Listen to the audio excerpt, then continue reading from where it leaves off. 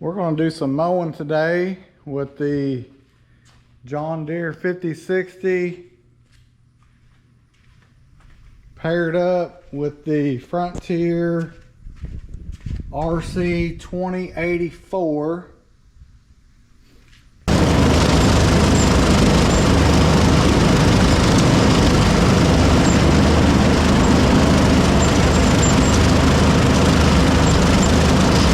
It mows way better than I was expecting. Almost like a daggone finish mower. And I'm sure that's just because it's new. The blades are pretty sharp, but I'm really impressed with it. This is a big, beefy rotary cutter. Got the dual wheels on the back.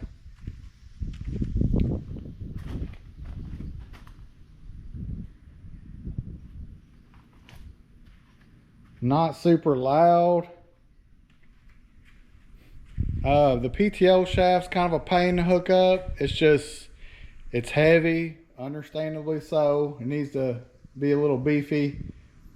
I've noticed that if you have the angle of the knuckle off at all, it makes it really, really hard to get it to slide on the shaft. So I have found out to get it that knuckle as straight as possible.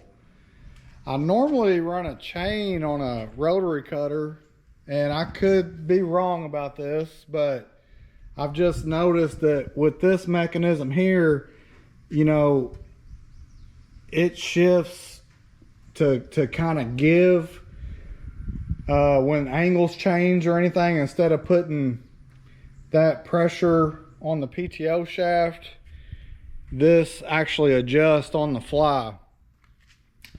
But like I said, I've used this thing 3 or 4 times. I did make a pretty big mistake.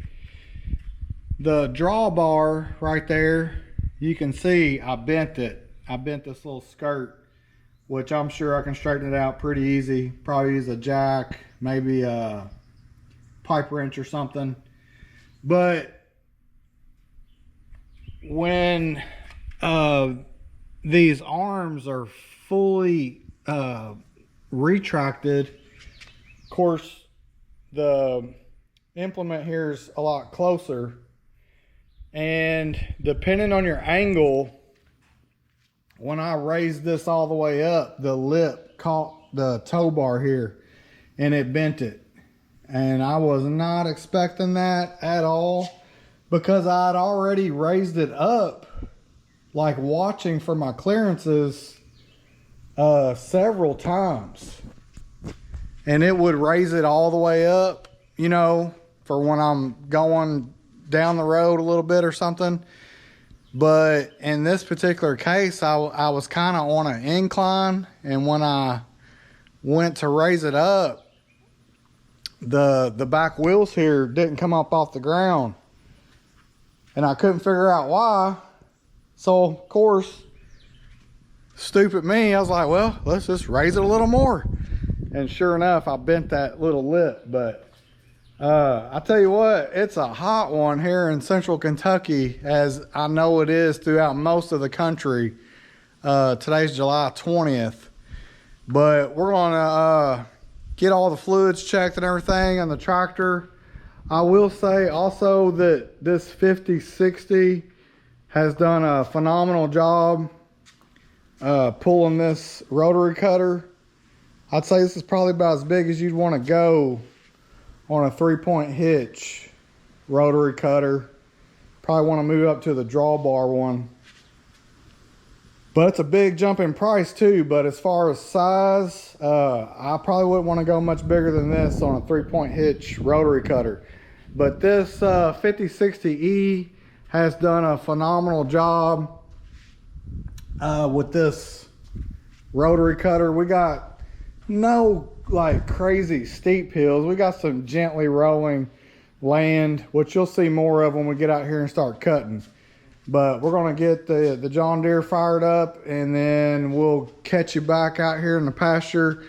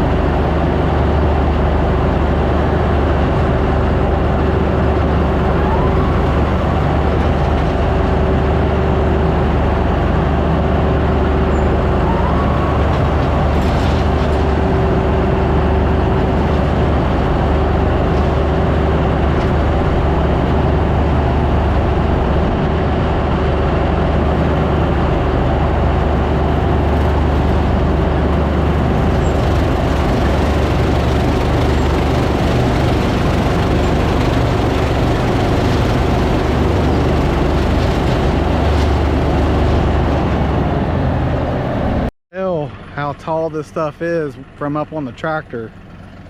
We'll try to give you an idea here.